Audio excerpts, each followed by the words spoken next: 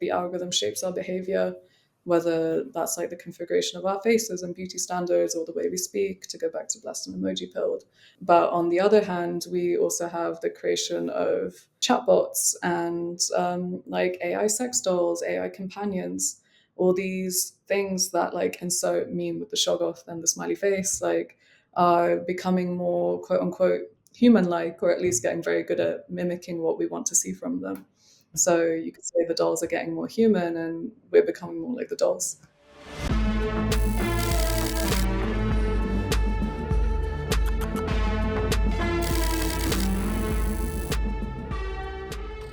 All right, I am here today with Günseli Yalcinkaya. Günseli, thank you for being on Urgent Futures. Thank you for having me.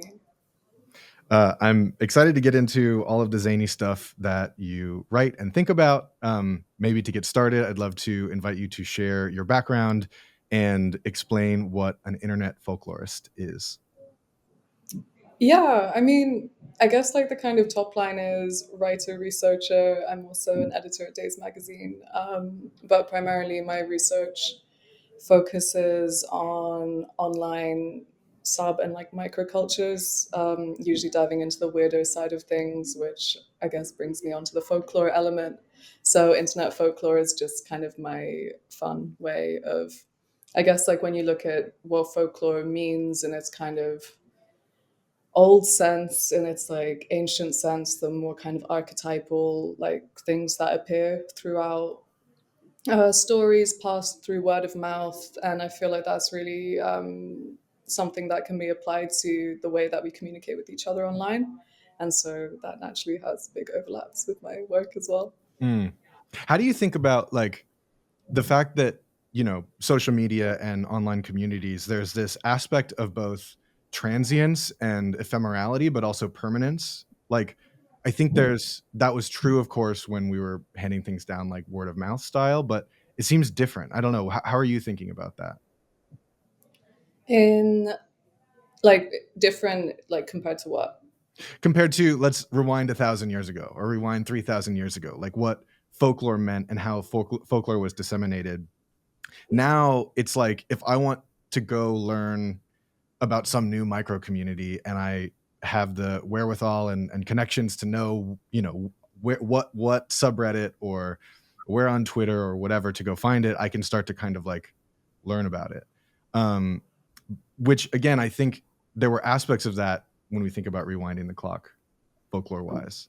So yeah, I don't want to sort of prescribe the question too much. I kind of just want to like open it to you to, yeah, how are you thinking about folklore in this kind of historical arc? Yeah, I guess, yeah, like folklore, loosely speaking, kind of drawing on the traditional ideas of it. But I feel like in the temporal aspect, has been completely like fucked, or like completely just like turned on its head. So I guess the parts of folklore, the elements that I really kind of take is the kind of word of mouth. I think a lot of people can argue that because the internet has really kind of brought an end to consensus reality, that a lot of the ways that we communicate with each other online are based on stories and kind of mini realities. Like we're all stuck in our own kind of reality tunnels or like ways of thinking. And naturally, like memes are the perfect example of this, as like the kind of literal mimetic carrier of information. Mm. So I guess it's more that side. But yeah, like the way that it's disseminated is completely different, you could argue. Mm, mm. I just saw right before we got on this call, and of course the episode will come out in a few weeks, so the story will have had time to circulate. But I saw that you had written about Gen Z's relationship to reality. Could you? It looked really fascinating. I haven't had a chance to read it, so I want to. But the headline looked really fascinating. Yeah, so that piece in particular, that piece goes into a phenomenon, I don't know if you've come across it, called reality shifting. Yeah, so it's basically, I mean, I kind of see it as like a Gen Z reboot of, because we all know that Gen Z loves to rebrand things and give it different names, like especially with internet trends. But reality shifting is when people essentially induce a transliminal state using various methods, usually kind of drawn on quite like vibey things that are happening online at the moment. So like the use of liminals or manifestation or affirmations. There's also all these other like techniques like the Alice in Wonderland technique, or I don't know, like there's like lots of visualization essentially. And that helps them to transport their consciousness into a different reality. And that reality is scripted. So you essentially narrativize what you want that reality to be. And the idea is that by using these techniques, you can then access those realities. But I think it taps into, and this is something that I want to explore in a future piece as well. So maybe that will be released by the time this podcast has Perfect. come out. But yeah, I think it kind of feeds into our more general sense of unreality. Like even, yeah, like a few hours ago, I was on John Raffman's Instagram. I think he's like cleared all his images, and there's just that like scene from The Matrix, like where the guy's coming out the goo, and he's just like, "Take me back" or something along those lines. And I think that's just a really good, like one example of millions of the fact that like a lot of people seem to be very interested in kind of how everything feels so unreal at the moment. Another example I saw, God, what film was it? Oh yeah, like I saw the TV Glow, the new A24 film. That's all about. I mean, it's about reality shifting, but it's also more generally about reality and fantasy getting blurred together. There's also another film that just came out called The Beast, Mm, um, which yeah I saw a few days ago. Again, really well done. I mean, going back to temporality, especially. Um, there's like no spoilers, but there's AI in it, and yeah, again, like a lot of things kind of exploring how malleable our realities are and how nothing actually feels real right now. mm, Um, Not that anything has ever been real, but we've just had like an agreed collective understanding of what that was before, and yeah. not so much. Yeah. Well, just the ways, kind of getting to the folklore thing, like the ways fantasy can iterate and compound and take on forms of consensus. I think that does feel novel, at least at the scope and scale that we can see now. Yeah, exactly. Yeah, I think that's exactly it. I think yeah, like we've always had shared fantasies, which then kind of we then frame as realities. But yeah, I mean, as with most things on the internet, we've never been able to access them all at once, and with so many people, it's yeah, so it's getting pretty crazy. Woo. You use this word transliminal. Could you explain what you mean by that term? I think it's a term I got out of just like the old psychonauts. I read it somewhere. I did not coin it, but I think it just refers to like literally yeah, like accessing an altered state of mind that traverses both material and immaterial worlds. So it's I guess it's like I'd say hypnagogic is probably another way to describe it, but I know I guess it relates to reality shifting in that I mean, the reality shifting community would hate me for saying this, but some could say there's a lot of parallels with lucid dreaming. Mm, Uh, so I guess the idea of lucid dreaming is that it's kind of liminal. So, but I think that also kind of links back to I don't know, like again in a lot of the kind of pop culture references where unreality and our kind of culture, like our collective feelings of unreality are drawn on. There always seems to be like these like internet aesthetic references to like the back rooms or kind of like liminal like lost childhood fantasies and stuff like that. So you could read it in that perspective as well, mm, I guess. mm.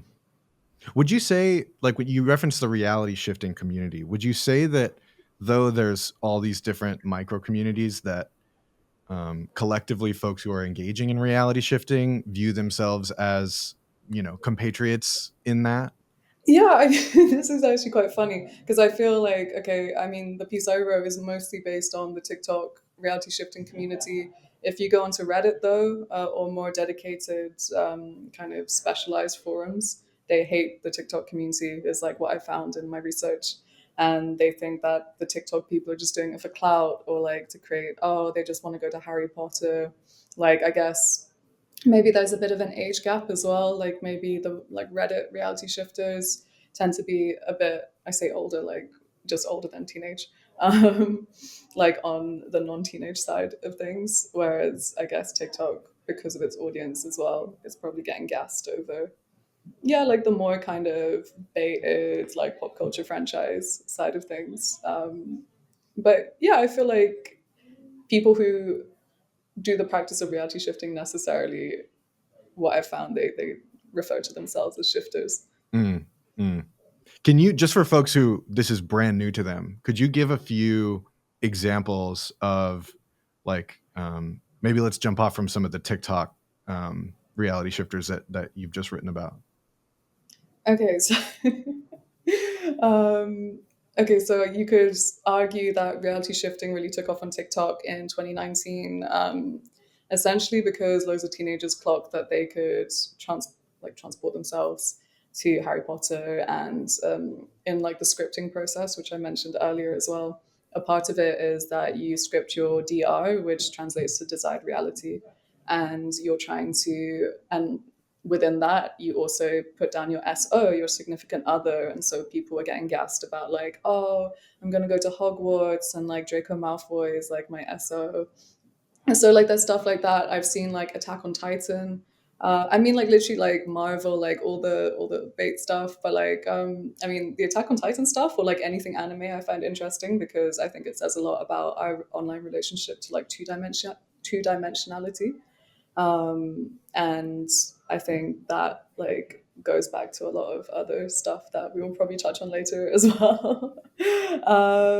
But technically, your desired reality could be anything, and I mean, this is my beef with reality shifting. To be honest, I'm like, you could literally choose anything, like anything, and you want to go to Harry Potter, like, come on, like, you could go to like, I mean, okay, you could go to Earthsea, cool, but you could literally make your own Earthsea as well. And I've just not seen anything that original yet. I don't know. But if we were to go back to like the 60s and the psychonauts, or like all the kind of acid stories and stuff like that, you could really, like, that would be some crazy shit. But yeah, I don't know. Maybe it's just because of the nature of the age range Mm, that reality shifting seems to target. And I hope that they grow up and, like read some kind of psychonauts. I think that would benefit them as well. But mm. It speaks to the fact that so much factually or conceptually has been stated before or has happened before. What makes something different is the social community that gathers around the particular idea.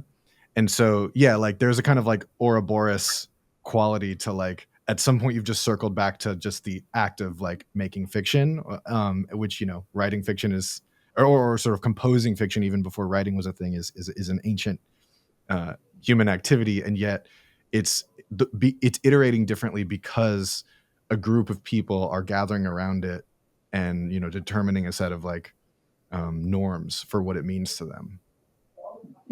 yeah, I think Eric Davis, probably not to apply to this, but he uses the term Ouroboros weirdness, which I really enjoy.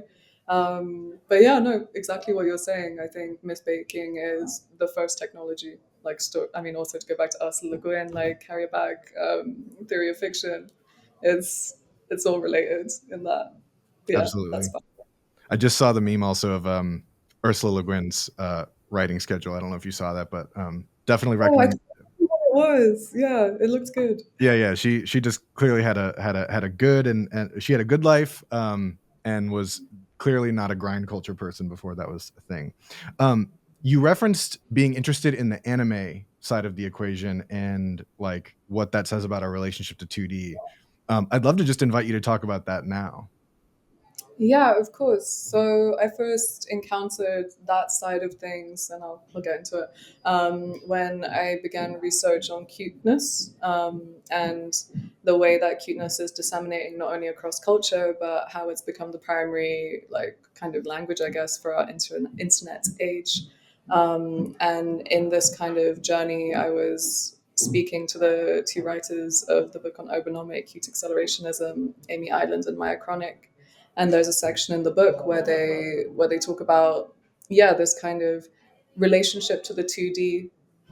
They call it the 2.5D, where we, I guess, the way that our lives are digitally mediated, the way that we interact with not only ourselves but other people, is mostly through the 2D. So, like I'm speaking to you on a flat screen right now, or I see people as emojis, I see them as a fawn in like a girl meme or a memoji, or like insert whatever like variation there is. So the way that then shapes our identities means, or like, yeah, catboys, like anime girls. Um, we we're not quite human. We're like a kind of a cool mutation or a mod where, I mean, we've never been completely human anyway, you could argue, but like now it's never been more kind of prevalent in like the ways that we interact, I guess. Mm.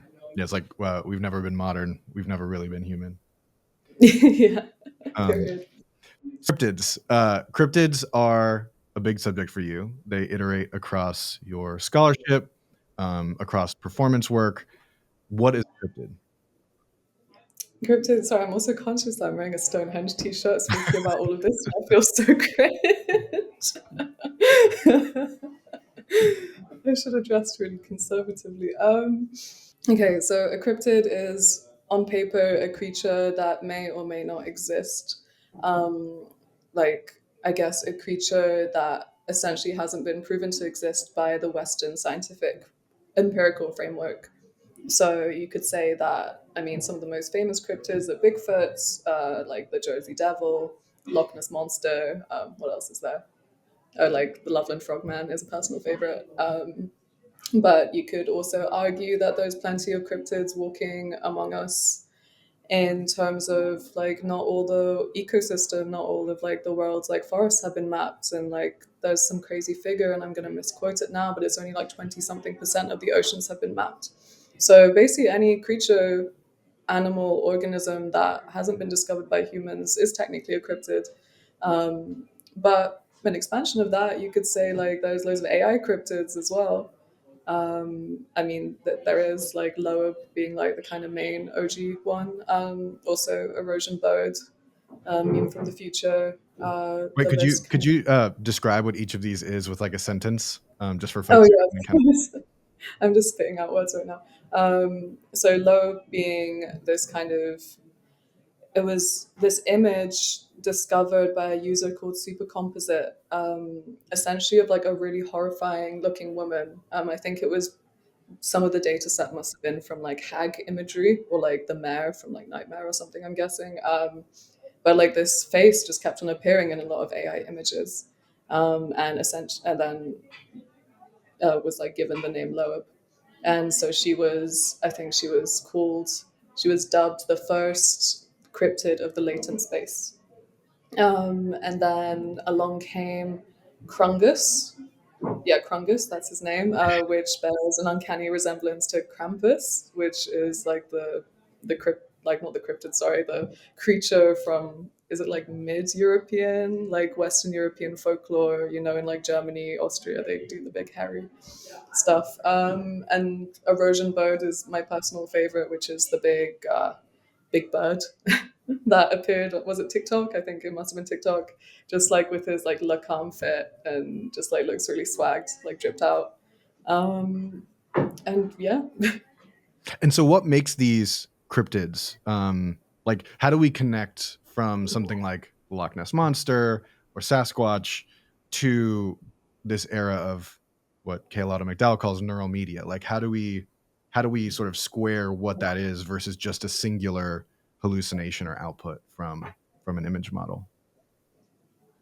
yeah. I mean, you could really go into the AI part of it a lot. Yeah, you do see them on a screen, like they do exist. We don't know where they've come from though, or where they're going. They just seem to kind of be in this, there's a liminality where they're stuck in this kind of like shadow, like online shadowland, I guess. Mm.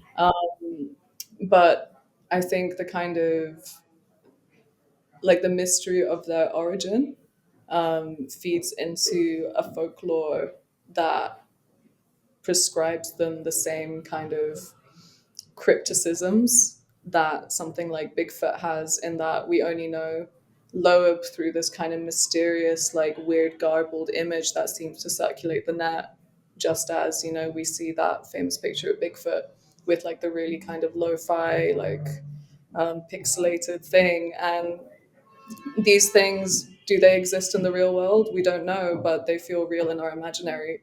And they become real in the conversations and the stories that we patchwork together through, whether it's memes or just like Reddit posts, threads. Um, at the same time, like with the AI cryptid kind of thing, I mean, these are just kind of like the easy, like visual ones. But the ones I find even more interesting, which I haven't really touched on in any essays, I mentioned them in the presentation we did at Sonar. The kind of linguistic cryptids I'm really into at the moment. So those are, I don't know, so the artist duo that did the visuals for my lecture performance at Sonar Festival, they're called Demystification. They're based in London. But they have a separate project called Luigi's Purgatory about misbehaving or cheating AIs. And in kind of conversations with those guys, we were just talking and we were like, okay, yeah, these are cryptids in a sense. The misbehaving AIs being AI that doesn't, that in the end just like stops performing its set of rules. So whether that's a self-driving car that kills itself, or you know, there's stories of like AI chess games where like the piece just like falls to the side. Or even like that, really, was it the New York Times or the New Yorker, I can't remember which one, but the AI that like tried to get that guy to like leave his wife. Like I These are all really good examples, I think, of what happens when something that feels predetermined doesn't follow its script. Again, like that kind of feeling of unknowingness, the feeling of like hiddenness, is quite a cryptid quality, a cryptic and cryptid quality, I think. Mm. Yeah, I mean, let's build on that, on the example. I believe it was the New York Times. In terms of how, particularly digital cryptids, but this can really apply to any cryptid, how do you see that interacting with how we, like, with ideas of selfhood, with how each of us individually sort of composes a self, um, and the ways that digital cryptids in particular speak to, um, yeah, emerging forms of reality among people, whether or not they're real in the sort of physical sort of space-time sense. Hmm. I mean, yeah, like this our conversation could just be completely hallucinated right now. It is, you could argue, in a way, just as any kind of digitally mediated thing is a kind of form of psychedelia. But I think it goes into, and this quite neatly wraps back into the stuff I was saying about cuteness and 2.5D, and that, um, I mean, not only are the narratives that we enact online a form of myth making, like we kind of choose our own, wow, all of this is actually really wrapping up together. But I can see like, that. yeah, wow, this is great. But yeah, I guess everything is a choose your own reality, like from the way that we take selfies, to the filters we use, to the way that we post on social media, the ways we present ourselves. It's all, Shuman Basar says something, we like, oh god, what is it, something about like building our myths mythically. Mm, I'm phrasing that. Um, and yeah, I feel, yeah, so in that kind of terms, like it's very much like a live action role play, like a LARP. mm, Um, and so because we don't feel entirely human, we don't feel entirely like, yeah, like there's a kind of connection to our own kind of identities digitally, as there is to, yeah, like Loeb, mm, maybe that's horrifying, I hope. But I don't think it's a coincidence right now that a lot of films in pop culture, in the mainstream, I was actually like very surprised to see the other day that there's a film that came out either at the end of last year or this year about the Loveland Frogman, which I totally slept on. It's a horror film. I haven't seen it. But also the film Sasquatch Sunset came out. There's the A24 film about the backrooms that's going to be released. And there's all of these kind of, I mean, mainstream culture or like the film world is in some ways a reflection of the kind of consensus vibe. And for me, I'm like, this can't be a coincidence. I don't know. Maybe right. I'm getting like too files about it, but Say more on that. no, I mean, it's just, yeah, like when there are kind of mainstream films that reflect, that kind of seem to be suggesting these like themes of like cryptids and unreality. And I think there was even like a New Models episode a while back talking about Kanye's music videos and like the kind of the pixel qualities, the very low res qualities. I think they linked it back to Witch House. My memory is really foggy about that part of it, but again, I don't think that's a coincidence either, that, you know, in a time of surveillance and online like hyper censorship, surveillance capitalism, we all kind of want to evade and become more fluid in our online digital identities. We all want to be the cryptid. We all want to have like an element of the mysterious, the hidden. I love that. Also, the word lore comes up a lot in like digital culture circles. But again, for listeners who are coming to this new, could you describe what lore is and maybe kind of connect it back to this conversation we're having right now? Yeah, I guess. I mean, I would define lore as the myths we make about ourselves and others and other things. I don't. I feel like that's quite like a cheap description, Makes but how would sense. you define it? No, yeah, I mean that feels right to me. Okay, cool. Yeah, so I guess like I would use lore in place of myth or narrative. Hmm.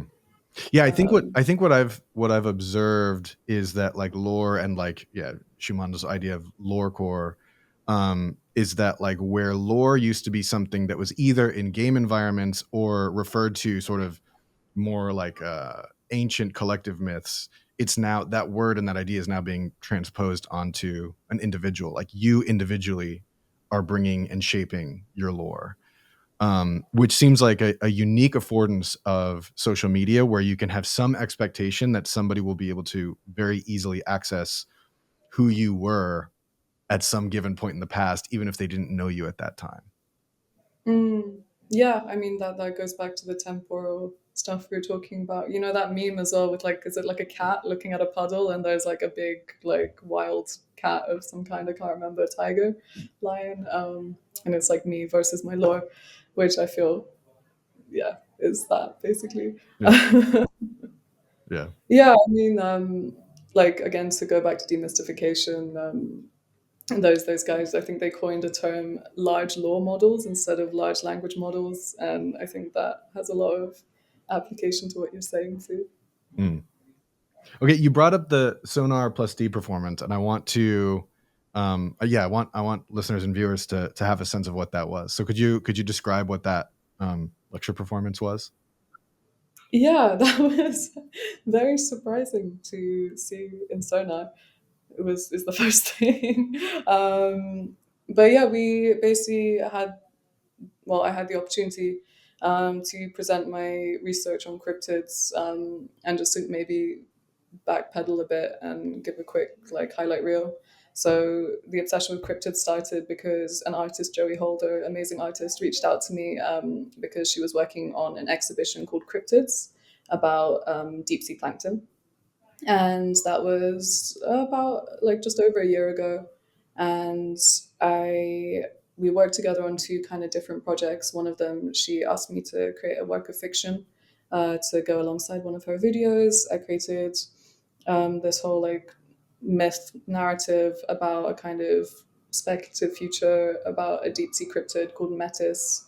Created a whole like religion around it. Was stuck reading a lot of science journals for really boring but crucial facts to kind of weave into this story, which then was kind of done in the context of an online messaging board. And alongside that, for her, and that was a piece called Metis, but for her actual art piece, Cryptids, I wrote an essay which kind of went more into the folklore and like ecology side of things, into like kind of using like through a lens of like Keolada McDowell and kind of cybernetic animism, and also queer ecology as well. And that really apparently ignited a hyperfixation for me because then it completely took over my life. And in at the end of last year, Zorazine reached out to me to write an essay of my choosing, and I said cryptids. but this time from the perspective of digital identity. So that's everything we've just spoken about just now, basically. And then when Sonar came along, their theme was, I mean, they always do great work with AI discourse, but this year's theme had a particular kind of emphasis on ecology as well. So I sent them the projects or like all the writing I'd done, and they said yes. So then it was meant to be a presentation. We were like, let's make it a performance, a lecture performance. So I'd been a fan of demystification's work for a while, for reasons I stated previously, and I also love a Loveland Frogman, and just basically just told them everything. And like, there's a picture of the Loveland Frogman. It's it's like if you just go on Google and type it, it's like the really pixelated one with like the big kind of like glary eyes. I just Oh wait, there was another part to this story I forgot. Yeah, also Musky Social Club in the summer with Some Journal was doing a like 5 day week long LARP. And it was about theory fiction, like mysticism, ecology, like all the good shit. So I did that, and in that I was a cryptid called thing. And so then it's like, okay, done 2 pieces of writing, did some fiction, embodied the cryptid, let's do this performance. And so anyway, they made an amazing like Unreal Engine kind of environment with the Loveland Frogman. It's live face captured. There's still like quite heavy lecture components, so there's kind of like memes like kind of floating in the water, and like diagrams and fun stuff. But yeah, it was nice. Wonderful.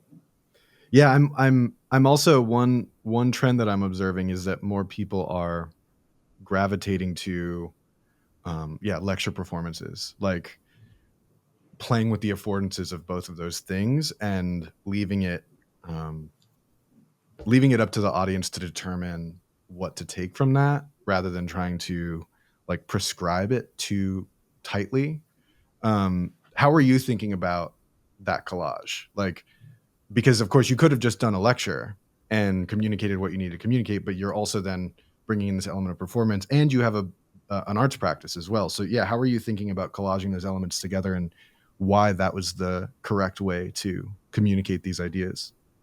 I feel like there is like a kind of a deeper answer and a not so deep answer. Maybe the deeper answer would be like, images are converging on words, words are converging on images.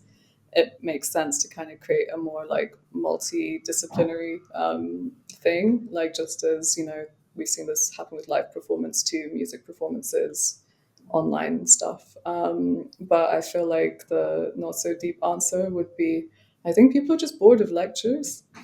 And I feel like you can see it everywhere. Like, yeah, yeah, as you said, it's like a trend. And I mean, one of my favorite examples is Jem, who runs Freeze Magazine, like the meme account. He has started doing discourse events in a boxing ring in Berlin, where like people, like, I guess, box with their words. Wait, actually, maybe it's no, I'm pretty sure it's boxing. Um, but like, I feel like, yeah, people want to kind of loosen up the format a little bit, like insert some like well needed fun into academia. um I mean, cryptids is obviously like not the most like rigorous subject you could say, but I think kind of adding some visual cues, leaving room for interpretation as well. I mean, it's all affect based as well, like that seems to be the buzzy thing of the last couple of years. So I guess maybe this is just a kind of other, like, yeah, another kind of result of that Mhm. is we have to sit through our lecture performances. Well, I mean, it's funny you reference cryptids not being rigorous, but that also speaks to the ways that it defies, Western empirical modes of knowing, where like how exactly do you, run experiments and gather data on cryptids? There are ways, I'm sure, but they're much more complex and qualitative than, determining political affiliation or something that would be more in the like scientific or social sciences. Sorry, you realize what I'm trying to say. Yeah, It would yeah, make more sense in the sciences or social sciences, but that doesn't mean it's not important. And I also think about like in that essay and in talking to you in other moments, you referenced drawing from a wide range of influences. I mean, you've referenced Ursula Le Guin, you've referenced Eric Davis, you've referenced Donna Haraway, but also Deleuze and Guattari, Federico Campagna. So, like, yeah, talk to me about how those figures become sort of key sources and what you draw from them in order to make this kind of like half rigorous, half squishy, or draw out new insights from this emergent phenomenon. I mean, I think all the names that you've mentioned do that to some extent as well. I mean, like Federico Campagna, like Magic and Reality, Technique and Magic is one of his main books, but like he questions the architecture of reality through the lens of kind of ritual and magic, which I guess if you look to that in the kind of big philosophy like spectrum, some people might have like shrugged at it, but like it's facts. And like, yeah, Donna Haraway with like hybrids, mutant speak, is very important. Like I mean, Deleuze is Deleuze. I'm not going to go into. But yeah, I mean, Eric Davis though is like my OG, and I think yeah, if there's anyone who has completely mastered the discipline of bringing the slippery, like gooey ideas the of stuff not regarded by kind of Western empirical canon into kind of new analytical light, it's definitely him. Mm. Um, so I'm definitely by no means comparing myself to him. I'm very heavily influenced by him, though. So. What was your first exposure to him and his work? Okay, so actually not Technosis. It was he wrote an article on Wired. I think it was in 1995 about techno paganism.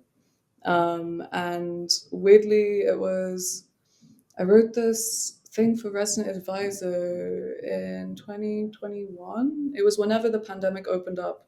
And it was about how like medieval mysticism and hardcore like have come back in like the music world, basically. And yeah, that essay was a really kind of good benchmark for me and a good reference point because he talks about rave as ritual. That was, I guess, one of the first. I mean, he comes from a journalistic background as well. That's kind of some of his earlier stuff. But yeah, then went up that whole thing, like technosis, high weirdness. He's recently released a book about the history of LSD, like acid blotters. He calls it a meta medium, and that's lots of fun parallels to the internet, obviously. But Mm, mm. Okay, so this is a bit of a half jump, but another thing you've written about is conspirituality, and so I want to kind of crack open that subject. So first of all, what is conspirituality? when spirituality like blows in with kind of alt right like tendencies, I guess, and kind of conspiracy speak. Actually, sorry, the conspiracy speak kind of comes in before the alt right stuff, but it's usually quite like heavily interlaced. But that could be like the kind of yoga moms QAnon pipeline is a good example. Mm. Um, like the kind of one that most people use, or just like those like spiritual gurus on TikTok who try to get you to join their 5-step program, which is a pyramid scheme. If you try astral projecting with them or something. Yeah. So what role are they playing in culture? Like, what are you observing of conspiritualists impacting culture? Mm. Oh yeah, the anti-vax stuff as well. I didn't mention. But what role? A lot, a lot. I mean, I think especially in the stuff that we've mentioned so far in this talk, even like reality shifting, like there's stuff online called shifting oil, which is kind of, I guess, like a variation of like the snake oil trend. I mean, it's not like a huge phenomena, but it made me laugh when I came across it in my research. Is it like Uh, essential oils for reality shifting? Is that the idea? I guess so. I haven't tried it, but I think so. Yeah. Uh, or what else? I mean, just like I feel like there's people who will speak on this a lot better than me, but I just feel like a lot of people capitalizing, and this is very much obviously like asterisk, like a kind of symptom of our post-capitalist society and like how everything's heading and rising costs, blah blah blah. But the way that that then pairs in this very kind of like funky way to the kind of loss of consensus reality, which has then and a kind of lack of trust towards like official narratives, official government narratives, like big pharma. People rightfully are against have fallen in trust. Also, like speculation and a lot of kind of people calling off against science as like the kind of main like narrative, I guess, just because of a whole bunch of reasons. That feels like a podcast in itself. And yeah, where was I? Yeah, I guess that then feeds into people trying to almost like plug the hole instead of addressing the real problem, which is the kind of late capitalism, like techno-capitalism. And instead they're like, oh, okay, I'm really tired. Maybe it's not because I'm like burnt out because I haven't taken a holiday in a million years and I'm freelance and I need to pay my like rent that's just doubled. But maybe I need to try this new like shifting oil, or like I need to try what's like a fad that people are trying at the moment. Well, I know a lot of people who are young people beginning to take testosterone, which I think speaks to that. Like not trans people. No, no, yeah, like cisgendered people taking testosterone because it's been marketed as like you're low energy because you might have low testosterone levels. Oh wow. Okay, that's great. Okay, that's really crazy. Ooh. Yeah, I mean, yeah, that's a great example. Or like people getting funny about seed oils, or I don't know. Yeah, I feel like it's a kind of a very sprawling world that you can fall down. Yeah, yeah. How do you? So you're both a writer, and you're of course the features editor at Dazed. How do you think about your responsibility in reporting and sharing like that these things exist, but then also not, implicitly like playing into being seen to support them per se? I think just approaching things with a critical mindset, and like this information is already out there. I'm drawing from the internet. Like everyone has access to the same information. Yeah, if I can offer some form of critical analysis, then that feels better than just swiping through like Mm, a kind of feed or a for you page, and just taking things at face value. I mean, like I guess there's so much information we're being bombarded with constantly at all times that we have a surplus, like a complete information overload. But people is perhaps not the most fashionable thing to actually sit down and think about it. mm. So if on a youth culture platform, and most of that demographic is, on these platforms, like if I can provide at least like some things, assuming that my brain hasn't completely gone off a cliff, I hope it will be okay. How do like so I the very first episode of this show was with Taylor Lorenz, and one thing we spoke about was the incredible backlash that she receives from the subjects of her stories, because oftentimes they've never been covered at all, much less been covered critically. Do you experience any of that, like when you're covering like Shaheen Blake or some of the, in some cases it's broader, but in other cases you're talking about an individual, and typically an individual with a large following. Have you experienced any backlash or sort of negative vibes to fend off? Nowhere near as much as Taylor at all. I think I've been fortunate enough. The only times I've really received like big backlash has been around. I wrote a piece about how e-girls are trying to enlist people like Gen Z into the US Army. And I got a I mean, it was weird. I got a lot of like simps arrive into my DMs as like a kind of extension of the e-girls, I guess, but also like haters because I mentioned the Israeli military and gun waifu, and she sent me some mean messages, but I saw that as a badge of honor, so I was quite happy actually. But thankfully, I think people are either interested or too confused, and I think it's a fortunate position to be in. Mm, mm. I mean, I've definitely learned so much from your writing. Um, I also want to talk about incels and femcells in particular. Where where, where are we at with incels and femcells? It's a good question. um, I mean, the incels are just getting worse, aren't they?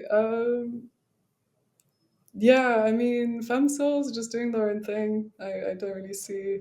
I mean, I think it's less the femcells adopting the language of incel speak. I think just like the mainstreamification or the mainstreaming of inceldom as a kind of primary, like, as like a kind of main like trend cycle, or the the kind of 4chan shit bubbling into like acceptable forms of like web 2 social platforms, and eventually in the last year, especially year or two, really kind of entering mainstream stuff. So whether that's looks maxing, or I guess again there's like a female, like a femme equivalent to it, which is like glow up culture, like mewing, like mogging, Could you, like by the way, the because a lot of people aren't going to know what any of these words mean. You kind of like go through and give a sentence for each of those? okay, looks maxing when you're just trying to max out your looks, like you're trying to, yeah, make yourself better. Um, Mewing is a practice that's meant to chisel your jawline, which is essentially pressing your tongue to the roof of your mouth at all times, or as much as you possibly can. There's also gum that does it. Joshua Citarella, check him out. He will offer a better explanation.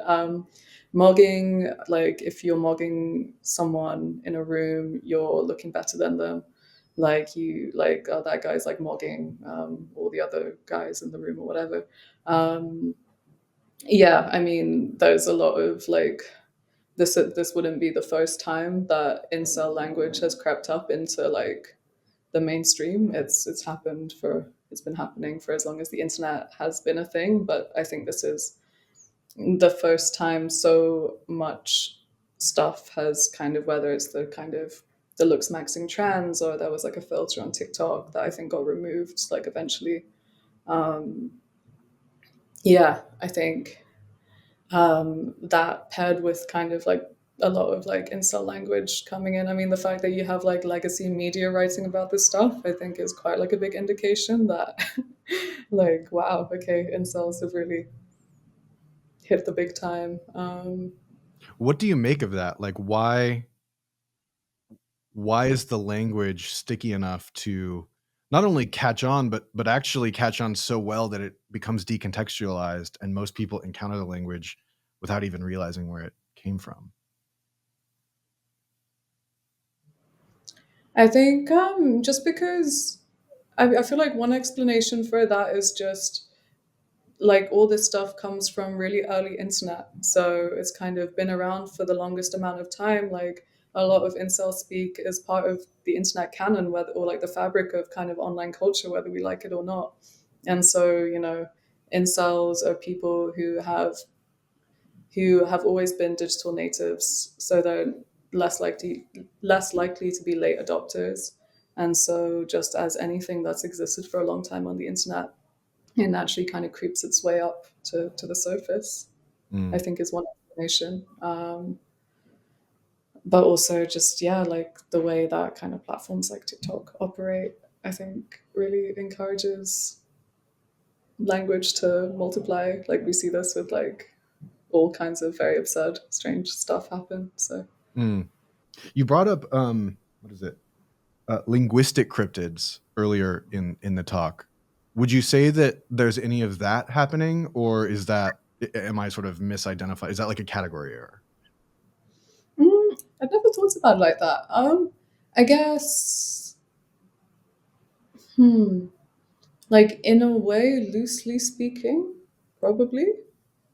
Um, but I guess with the linguistic crypto stuff, it was more about the AI side of it. Mhm. Um, but possibly. Well, let's use the moment to transition to digital dataism. What is digital dataism? I feel like we're on a speed run right Yeah, we are. now. We're doing the greatest hits. Everybody can get a sense of like how vast your coverage has been. Um, so yeah, we're doing bullet points, but hopefully the idea is it's an invitation to go deeper. Yeah, digital Dadaism. So that was originally based on a panel that I curated at Unsound Festival in Krakow last year. The theme for the festival that year was Dada, but also it was thankfully a piece I was also trying to write at the same time. So it kind of collated together. So I used digital Dadaism as one of the ways to explore how language online has become so absurd.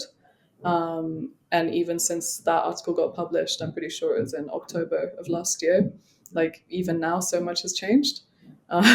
So yeah, I feel like at that time it was still stuck in the skibbities and the riz and um, like please don't make me explain those things. And now yeah, like it's just getting crazier and crazier. But in the piece we talk about how, again, kind of going back to what I mentioned earlier as well, how like words are converging on images, images are converging on words. um like in a way, this whole like blessed and emoji pilled way of speaking is a phrase used.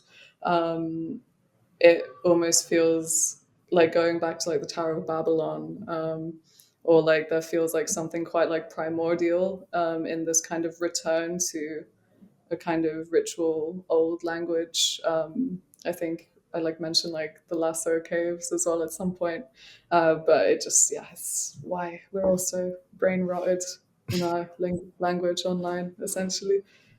Do you see it in the vein of because I was fascinated to see that like 10 years ago, maybe a little bit less. I had really been fascinated by metamodernism. And so I had written a piece which was sort of like a micro manifesto called On Metamodern Dada. So like this idea of trying to reconcile the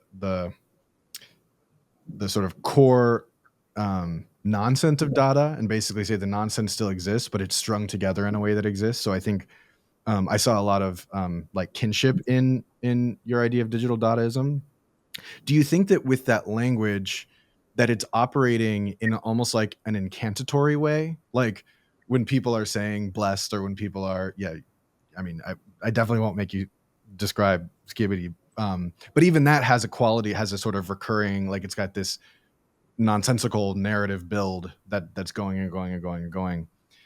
So something's cohering. Do you know what I mean? Like something is holding the pieces together and still creating not a monoculture, but it's still creating a consistent culture among some subset of people. So yeah, I'm wondering how you're thinking about like Dada as pure nonsense versus like yeah, the coherence that's oddly possible in digital domains.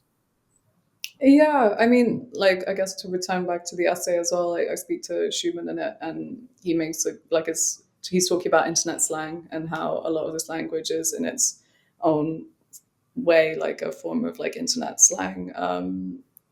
And yeah, I guess whereas Dada, I mean, both of them rejoice in the absurdity of words, whereas I guess like with internet speak, yeah, it's probably strangely counterintuitively more coherent.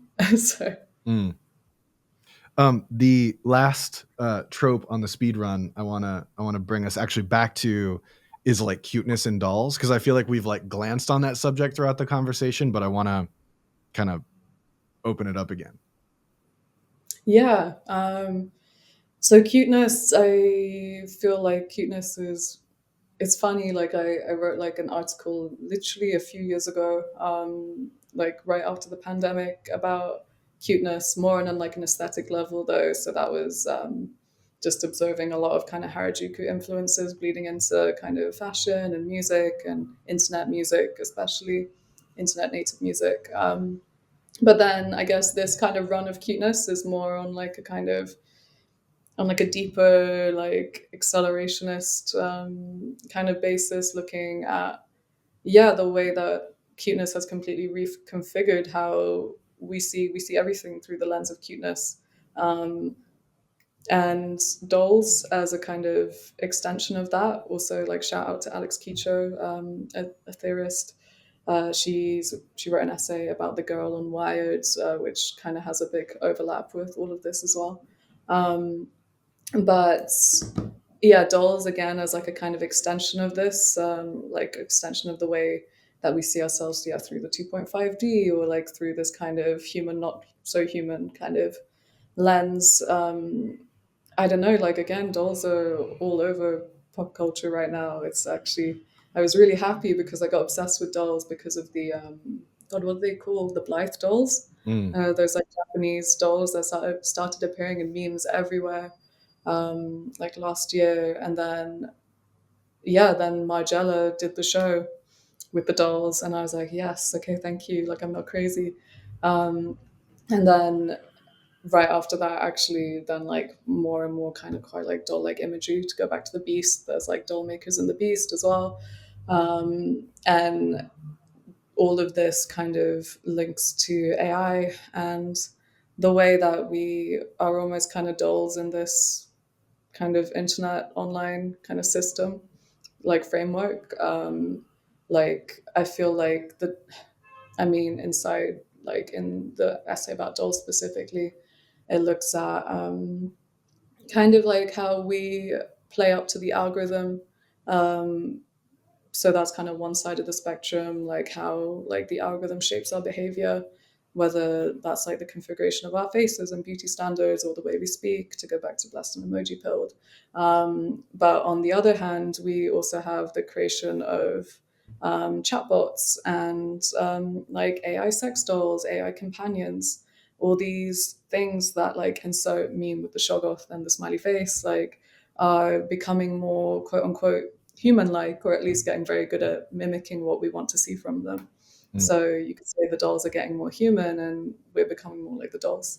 Mm. Uh, Yeah, it's like, there's a question of agency in there, you know, like mm, the doll as a toy, as something to provide gratification, pure gratification for an other versus a self. I don't know, like what do you think of that? yeah, I guess that really mirrors the way that we are online as well, in a way, like we kind of passively absorb information, as opposed to, I mean, Willem Flusser, he has this like text about the vampire squid, and he, like, it's, my brain is too mushy to really go into the details of this right now, but he kind of talks about how the human like actively like grabs the information, like goes for things, but then our kind of digital identities or like selves online, or like interacting with technology, is more passive, in that like we become like smooth and kind of translucent almost. The information washes over us and we kind of passively take from it what we can. And yeah, I feel like the doll kind of relates to that as well. Mm. Mm. It's very eerie. Well, Mm. you brought up AI, and there's a whole chunk of the conversation I want to have with you about AI, because to start, you curated a day of programming building off of the iconic cybernetic serendipity exhibition, which was 1968, correct? Yeah. Yeah, so 1968, and a few months back, ICA London brought it back, and you were co-curating that lineup. So as a starting point, how were you thinking about translating something 50 plus years out from its original sort of moment, that is considered so iconic in the arts, to the context of now and the, you know, particularities that exist now? Yeah, I think, I mean, I guess ours was technically called cybernetic serendipity towards AI, so we kind of gave it an AI tone, kind of building on the legacy that Yasha Reinhardt, who curated the original exhibition at London's ICA, really kind of laid the groundwork for. And that exhibition so iconic, and we were fortunate enough to have her do a keynote speak as well. She opened up the symposium. She opened up the day with a proper, like, it was a good 1 hour lecture, and she's like 90 now. Like, it was honestly incredible. And then throughout the day we had, yeah, people, cultural thinkers, academics, artists, designers, everyone, like so many kind of beautiful minds who are engaging with contemporary discussions around AI. Um, so it was a complete whirlwind. That was a lot of things happening. I mean, you mentioned Keolado McDowell. They were speaking. They were speaking remotely. We had artists like Mariana Simnet, who did an AI opera LAS at Berlin Art Week last year. Joey Holder. We had Daniel Felstead, who is at London College of Fashion. Who else was there? There were so many people. Oh yeah, Lawrence Leck did a kind of performance of one of their artworks. Like, it was a real, yeah, it was a very good day. Were you jumping off from like a particular thesis that you had built around the original exhibition, or were you trying to approach it kind of totally fresh and echo in the kind of like real time contemporary sense in terms of like who you were inviting to do what? How are you thinking about that? Yeah, it was loosely arranged, kind of past, present, future. So I guess like the first chunk of it was kind of, so Yasha started with the keynote, of course, and then there was a panel talk, and the first panel was talking about kind of from the first cybernetic serendipity up until now, like what's happened, what we can learn from it. That was done with my co-curator from the ICA, Susanna. Um, then, so yeah, I guess to note, this was co-curated with Susanna from the ICA, Bernak Farron, who is a writer and tech researcher, and myself. So we kind of organized it into kind of three chunks, I guess. So Bernak's kind of section, kind of not so much about the AI. That was more about like NFTs and kind of more loosely like Web3 kind of spheres, like discussions surrounding that. I think in that portion, yeah, like there was Daniel Felstead, Zero X Salon, was seen from Zero X Salon, like a whole bunch of people. My section was predominantly based on like AI and like the mystic, or the kind of yeah, like the kind of cybernetic animist, and more kind of blurred lines surrounding what all these advancements in AI mean, Mm. in like the wider kind of cultural discourse. Kind of to go back to everything we've just spoken about, basically. And yeah, I think like also at the end we had a performance by Heath, who's a musician on Pan Records, whose last album, the one before the EP just now, um, he like collaborated with Keolado McDowell to create his own kind of asemic language using AI. So that was like a real mismatch of things. So Mm. yes. What role do you see artists and the arts broadly playing in AI, whether in terms of development, critique, etc.? Because, of course, a lot of the ways that the public first encountered AI was through generative AI. Well, a lot of the way the public first encountered AI was through social media, but a lot of the way that they sort of actively realized it was AI and were thinking about it and reading about it was through things like image generators and text generators. So it starts in creative spaces, but now, of course, the conversation has sort of blasted open into all these different domains. So, in terms of thinking about curating something like cybernetic serendipity toward AI, but also broadly, like what role do you see the arts and artists playing in AI? Yeah, obviously, as you said, generative AI has made it kind of public, like mainstream discourse. But I guess a lot of the artists that we invited for the day have been using AI for years. I mean, AI goes back all the way to the beginning of cybernetics. So we had even, I mean, Yasha definitely spoke about this, but we also had William Latham, who's a professor in London as well. He was talking about the history of AI for like the last like 50 years or so, and how that kind of relates to both his kind of academic work, but also his own artworks. Um, I think it's important to not discount those things because it is a huge part of like conversation surrounding um, or like the kind of the position that AI plays within the art world.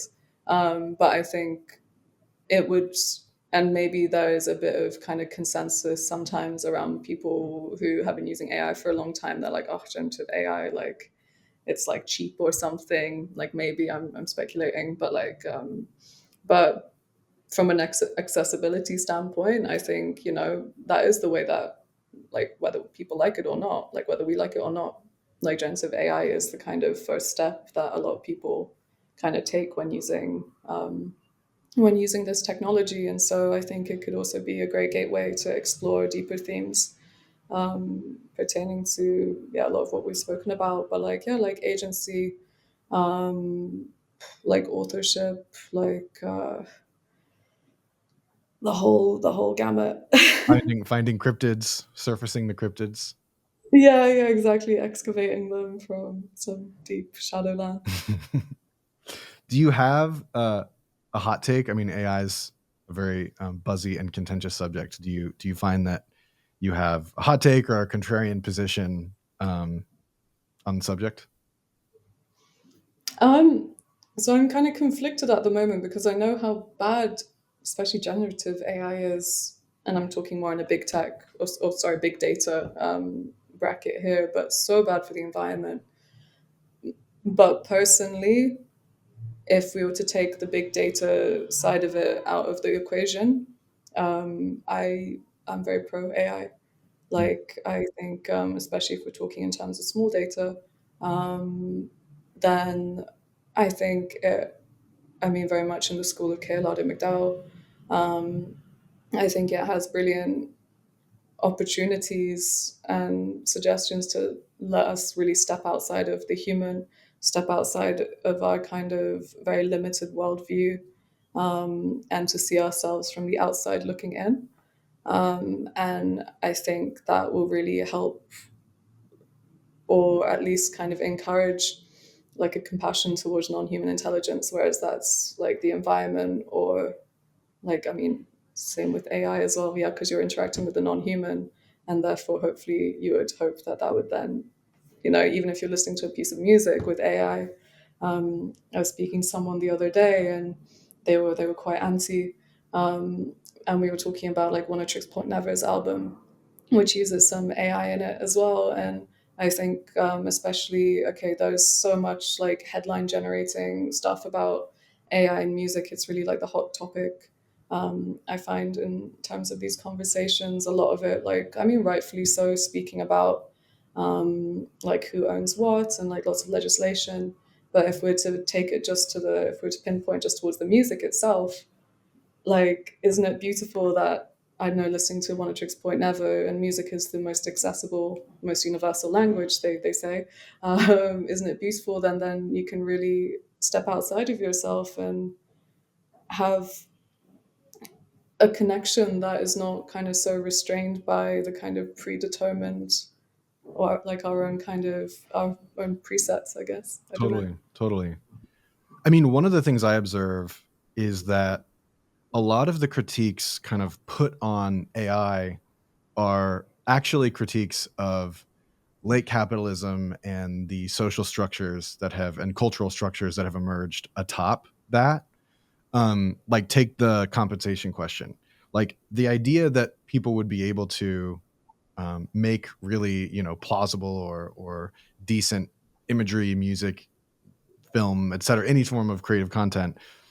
There's nothing inherently wrong with that, and actually, you would think, wow, that sounds exciting. More people can, you know, get back in touch with what it means to be creative. But of course, where it gets problematic is then, you know, hiring managers are cutting junior level or entry level jobs, and so then people who actually want to pursue it as a career are have a harder and harder time doing it. But those are again social, cultural, and economic considerations, not necessarily anything to do with the technology. Though, there definitely are things related to the technology that, to your point, I think either very, very urgently or kind of in a long-term sense need consideration. The energy toll, of course, being like maybe at the top of that list. No, I completely agree. I think people use the comparison of a knife. It can be used to hurt someone or heal someone. It could also just be a knife. But like as with most things, it's mostly human and mostly capitalism. So Yeah, yeah, yeah. You've used this term AI warfare. What is that? ah, um, just really as it sounds like, I guess, just like the when I mean to go back to humans doing bad things, the way that AI is deployed within like military technology, whether that is like self-driving drones or and we've seen that happen a lot across like Palestine and Ukraine. Even kind of there's lots of talk about killer robots replacing humans in warfare. Again, all of this goes back to the role the humans play in all of this, and without kind of necessary regulation, because the regulation hasn't caught up with the speed at which the technology is processing, when put in the hands of bad people wanting to do bad and genocidal things, I think that is obviously extremely concerning. Mm, And I feel like we're just at the beginning of that, maybe. absolutely. Yeah. Do you include information campaigns and the formation of information ecosystems with AI as part of that warfare, or is that like a different category in your mind? Yeah, definitely.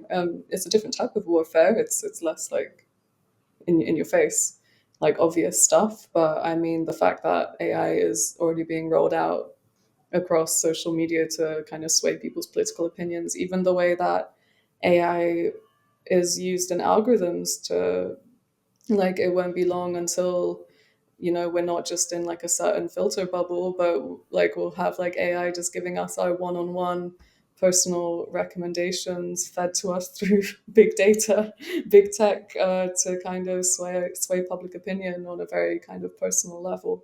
Mm, um, so yeah, I feel like it can either go killer robots or all the way down here, mm. but it's quite a big iceberg. Yeah, tangentially, and I'm not sure how much of this is even algorithmic, but it felt like a signal to me on free Spotify accounts. They're now slipping in songs like the songs you have on your playlists um, as part of the like diminished tier because you're not it's another way of sort of advertising or doing this kind of implicit advertising thing. And so it's inching toward closer and closer like what you're talking about in terms of like delivering this highly individualized content. But of course there's always the hook. It's like there's always the thing that's trying to like pull you into some consumerist habit or ecosystem. Yeah, I mean, I feel like the whole like AI garbled music on Spotify has. I didn't know about it being for unpaid subscribers. Actually, I know that like there's that whole like MP3s by NPCs like kind of thing of bots making the music that sounds a bit same but not so same, which is then also listened by bots for the streaming farms. But outside of it, I didn't know. Yeah, speaking of an Ouroboros. um Yeah. Okay, so to kind of close off the AI conversation and link it back to some of the other stuff we've talked about, you spend a lot of time paying attention to what's emerging in the present, and implicitly uh, you know, there's a sense that we should be paying attention as we're looking toward the future. With everything that we've talked about, are there particular things emerging in digital culture, cryptids, AI, memes, all of it that um, that you think we should be paying more attention to? Hmm. Like from a kind of collective scale or more just like a personal interest kind of scale? Either, both, or either. Um,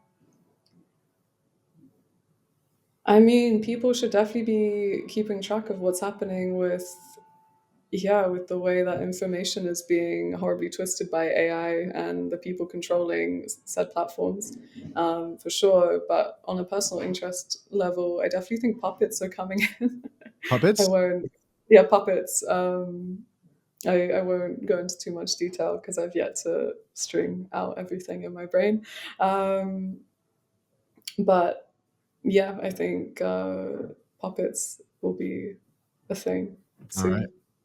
soon. That's a perfectly enticing, incomplete answer. I love it. I'll be very curious to see what your mind puts together. Um, there are three questions I like to ask every guest at the end of each episode. So the first of which actually I sort of bit my own question, but we can, go broader here. What is one thing you wish people paid more attention to? But I can't think of anything. There's a lot of very alarming things right now, but for the sake of my brain, I'm just going to say puppets. All right, puppets. What is one resource you would recommend for making better sense of reality? People's feelings. Mm. Can you say any more about that?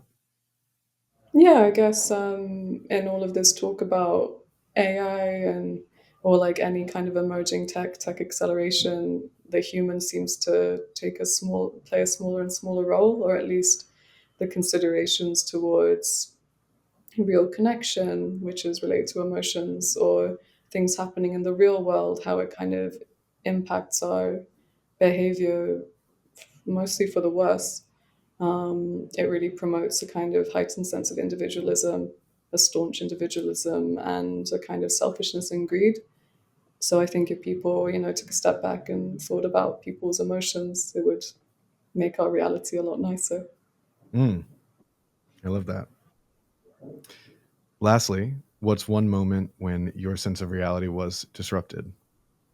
I was actually quite excited to answer this one.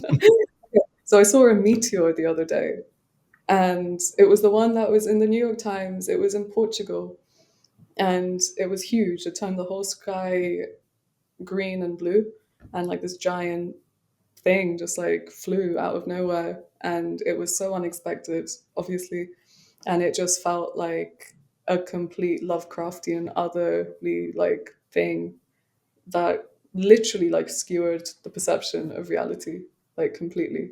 Like it just really broke everything for a split second, and then everything went back to normal, but it wasn't really normal. It was really weird. Mm.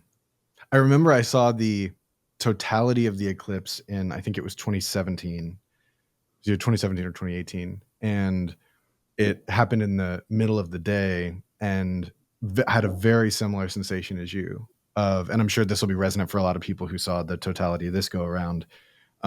Just the weird color the sky takes and the way that animal sounds change.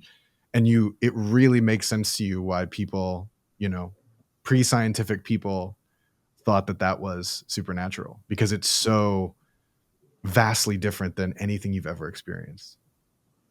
No, completely. I think the first thing, because I actually witnessed it with a friend, this meteor, and I think one of the first things I said was like, I totally get why people believe in aliens. Like, at least they definitely did in the past, or like kind of like huge kind of godly events. It really felt like that. Absolutely. All right. On that note, Günseli, thank you so much for being on Urgent Futures. Would you be able to share with folks where they can find you, or if you wanted to share any things that you would want to direct their attention to? Yeah, I think the best way is probably to follow me on Instagram. I'm at Günseli. My name will probably be on this like thing, but it's with 6 eyes. Amazing. Well, thank you again so much for being on Urgent Futures. Thank you. No, thank you for having me. This podcast is edited and produced by Adam Labrie and me, Jesse Damiani. The podcast is presented by Reality Studies. You can learn more by visiting realitystudies.co. And if you appreciate the work I'm doing, please subscribe and share it with someone you think would enjoy it.